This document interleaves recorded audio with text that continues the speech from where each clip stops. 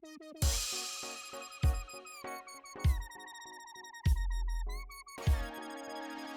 first football memory was the 1970 World Cup, because it was the first time that I'd ever seen it on colour TV. So that shows you how old I am. But it was a Brazil, fantastic Brazilian team of that time of Pelé. And as I said, they were a phenomenal team, exciting team. And I think that it was just one of those times where, they were on live on TV, the whole games. And again, that was probably a unique experience at that time as well. So that was probably my first memory. My first hero was Jimmy Johnson at Celtic, little winger, a mopper, ginger, curly hair, tricky winger, dribbler, exciting player, just one of those ones that put a smile on your face when you went to watch football. So he was my earliest footballing hero. My first manager was Billy McNeil, who signed me for Celtic. And again, a massive character, a massive influence on any young player who worked for him at that time. He had a real aura about him. Obviously, he was the captain of the Lisbon Lions, the team that won the European Cup in 1967.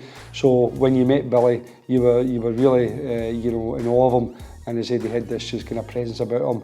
So yeah, but I'd like to thank Billy for giving me the opportunity to be a footballer.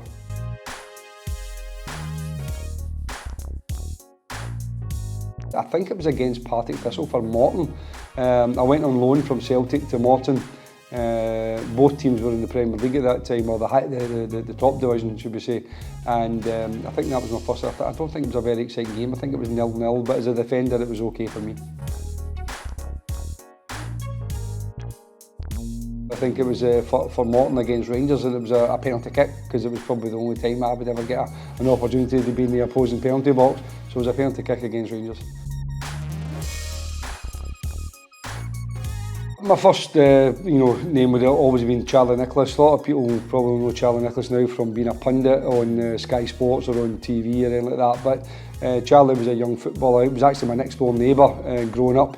But also, as a young footballer, he was absolutely exceptional. He was probably the most naturally talented footballer I'd ever seen.